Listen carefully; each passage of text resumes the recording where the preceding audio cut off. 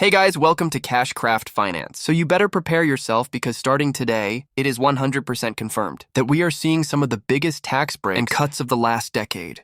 That's right. Trump's new tax plan is now officially signed into law. And I gotta say, if you make any amount of money whatsoever, you need to hear exactly what's inside.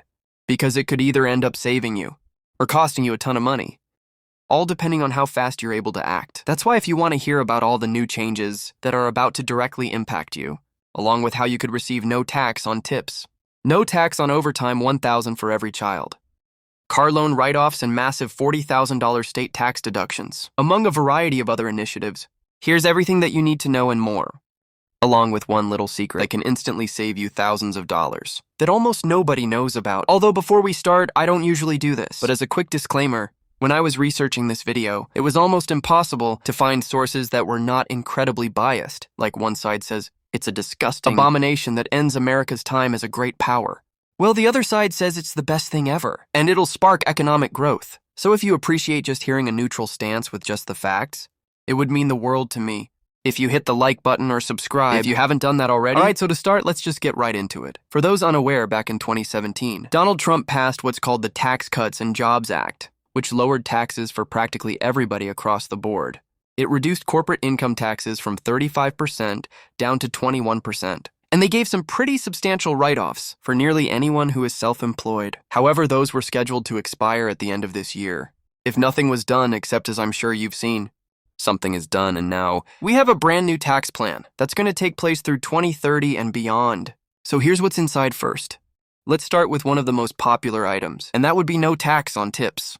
This one was a huge part of Trump's campaign promise, and believe it or not, he was actually able to push it through, although with a few slight variations. Like, as much as people would love for this to be permanent, the no tax on tips clause is only applicable from 2025 through 2028, up to a maximum of $25,000.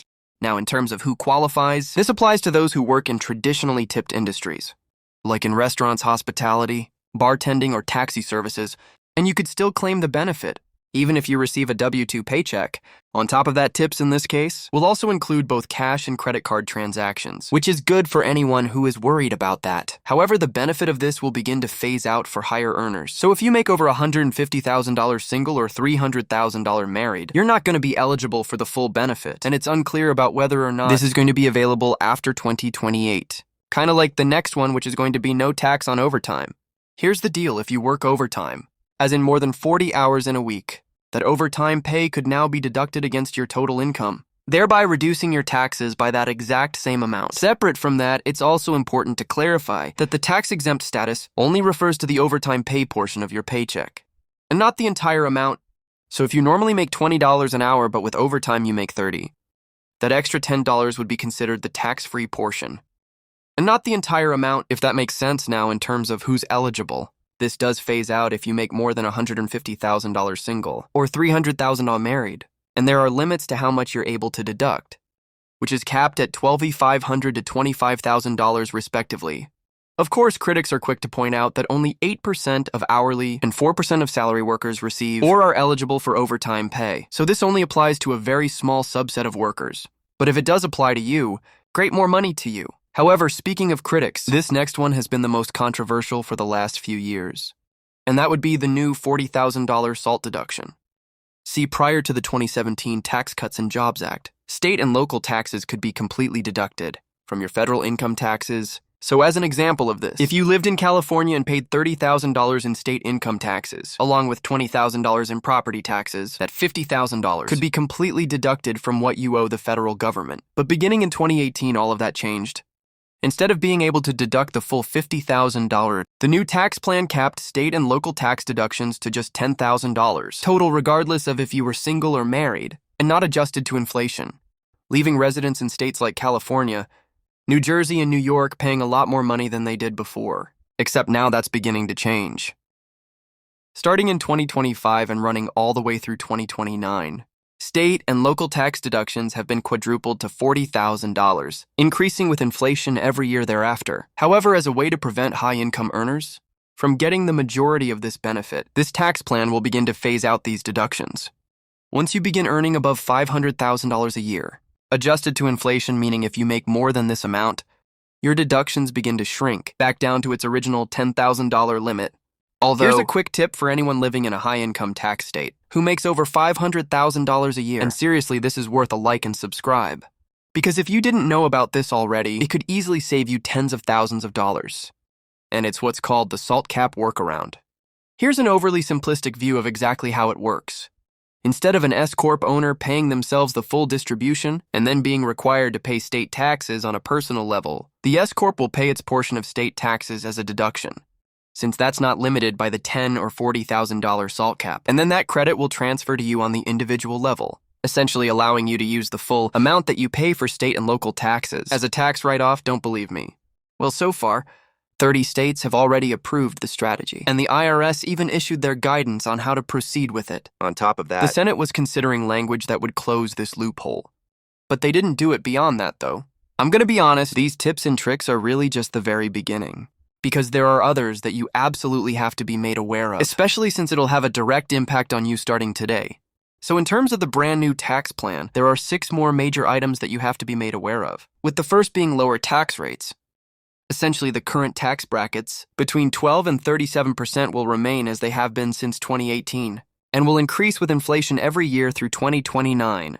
This means no more 39.6% tax bracket, and after tax, income for nearly all Americans will be going a little bit higher. 2, we have the mortgage interest deduction. This allows the interest up to the first $750,000 worth of a mortgage on a primary residence to be written off of your income. So as an example of this, if you have a $750,000 mortgage and you pay 6% interest, that is $45,000 that you could potentially use to reduce your income. On top of that, mortgage insurance premiums could also be eligible for a deduction. 3, we got a big one. Bonus depreciation is back. Honestly, from this entire plan, this one is the biggest tax write-off for high-income earners. And if you fall into the right industry, it could save you a ton of money. Like for those unaware, in 2018, Trump made it possible for certain business owners to deduct 100% of qualifying expenses against their income in the first year it's placed into service, saving them a ton of money.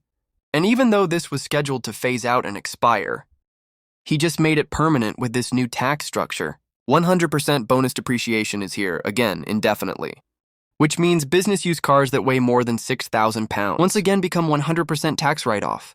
Planes could be 100% tax write-off, and certain real estate expenses could be bonus, appreciated in their first year, against all income, so it's pretty incredible. But after that, we also have 4, an increased standard deduction.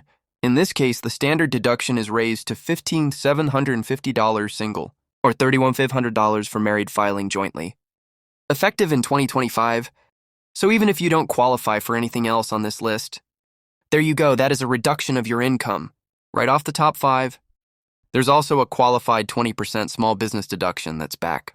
This allows eligible pass-through entities like an S-corporation to take a 20% deduction right from their top-line revenue, and now it's officially been made permanent, effectively giving anyone who qualifies an instant 20% deduction indefinitely. And 6, we now have the threshold for a 1099 reporting, going from $600 in a year to $2,000 in a year.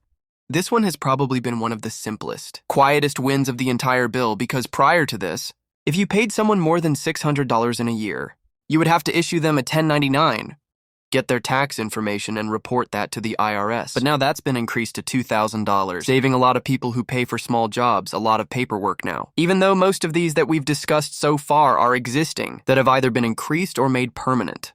These next few ones are something that we've never seen before, like this deducting interest on personal car loans. Here's just something to consider. As of right now, the average car payment in the United States is $740 a month. An average interest rate of 6.35% with an average loan size of $41,572. Typically, the interest you pay in something like this is not tax deductible, unless it's used as a business expense.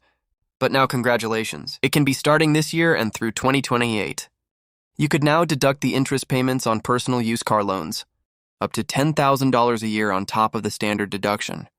If the car is manufactured in the United States, in terms of who qualifies for this deduction is available for those who earn up to $100,000 a year, single, or $200,000 a year married, and then begins to phase out by $200 by every $1,000 you make above that amount. So if you earn over $150,000 to $300,000, single or married, you don't get this. Although speaking of cars, there is one aspect of this bill that's getting a lot of negative attention, and that would be the elimination of the $7,500 EV tax credit. For those unaware, over the last few years, electric vehicles would qualify for a $7,500 tax credit.